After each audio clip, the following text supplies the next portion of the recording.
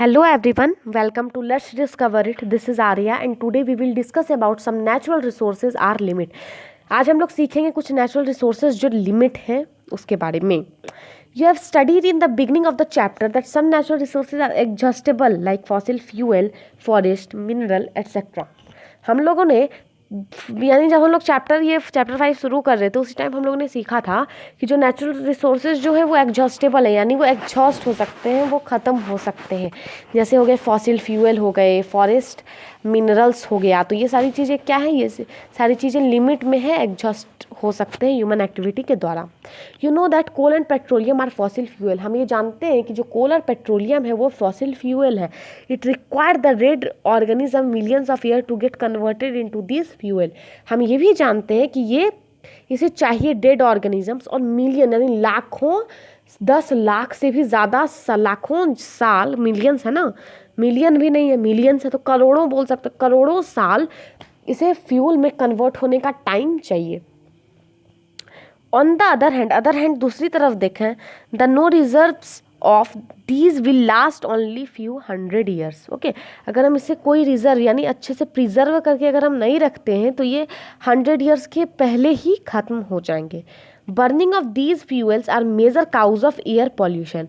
कोल, petroleum और diesel, diesel तो petroleum का भी एक कंस्टिट्यूएंट है. तो पेट्रोलियम, कोल, नेचुरल गैस, ये इन सारी चीज़ें जितना ज़्यादा जल रही है, नेचुरल गैस तो बहुत ही ज़्यादा, सीएनजी जो है हमारा, ये बहुत ही कम पॉल्यूटेंट करता है, लेकिन हम इसे ज़्यादा अमाउंट में यूज़ भी नहीं कर सकते, ठीक है, क्योंकि ये एग्जॉस्टेबल है. तो ये सारी चीज़ें क्या कर रही हैं, पॉल्यूशन क्रिएट कर रही हैं, और ये डायरेक्ट लिंक करता है हमारे ग्लोबल वार्मिंग से. ठीक है, ग्लोबल वार्मिंग क्या होता है मैं एक वीडियो इस पर बनाऊंगी आप लोगों के लिए. ठीक है, it is therefore necessary that we use this fuel only when absolutely necessary. हम लोग इस फ्यूल को तभी यूज़ करें जब ये हमारे लिए बहुत ही इंपॉर्टेंट हो. हमें अपने इन्वायरमेंट के बारे में ही सोचना बहुत ही इंपॉर्टेंट है. हमें अगर कम डिस्टेंस ट्रेवल करना है तो पैदल नहीं तो साइकिल से कर ही सकते हैं, नहीं तो आप गैस, सीएनजी की बाइक या फिर कार वगैरह यूज़ करिए, क्योंकि महंगी तो होती है, ये महंगी ज़रूर होती हैं, पर ये हमारी लेस पॉल्यूटेंट होती है, यानी ये लेस पॉल्यूशन क्रिएट करती हैं. ओके, ठीक है, अब अगले वीडियो में मिले क्या? नहीं, अभी तो बाकी है हम लोगों का ना. देखिए, ये चीज़ तो हम लोगों ने पिछले वीडियो में भी सीखा था. सो कहाँ थे हम लोग? We are on some natural resources are exhaustible.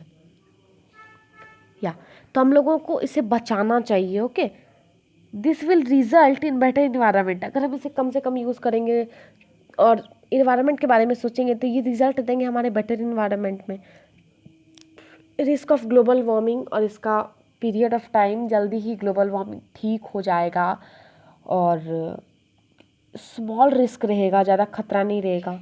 In India the petroleum conservation research association, एक एसोसिएशन है हमारे इंडिया में जिसका नाम है PCRA. ये एसोसिएशन क्या है ना, पेट्रोलियम कंजर्वेशन रिसर्च एसोसिएशन, ये पीपल को एडवाइस करती है कि पेट्रोलियम और डीजल को सेव करना चाहिए. देखिए कैसे, हम लोगों को कांस्टेंट और मॉडरेट स्पीड पे ड्राइव करना चाहिए. हम लोगों को इंजन को स्टॉप करना चाहिए जब भी हम रुकते हैं, बहुत लोग चालू करके रहते हैं. हम लोगों को टायर में प्रेशर रखना चाहिए, हवा भर के रखना चाहिए, नहीं तो जितना धीरे धीरे चलेगा ना उतना हमारा पेट्रोल ज़्यादा लगता है. Ensure regular maintenance of the vehicle, हमें व्हीकल को रेगुलर मेंटेन करके रखना चाहिए, नहीं तो अगर कहीं भी दिक्कत है तो पेट्रोल की लीकेज या फिर डीजल की लीकेज हो जाती है और उससे पेट्रोल और डीजल बर्बाद हो जाता है. पेट्रोलियम नेचुरल रिसोर्सेज जो है हमारे वो बर्बाद हो जाते हैं. ठीक है, तो अब मिलते हैं अगले वीडियो में व्हाट यू हैव लर्नड के साथ. ये चैप्टर तो मैंने कंप्लीट कर दिया है. व्हाट यू हैव लर्नड आपके लिए कल ही आ जाएगा. तो from this side Arya, thank you.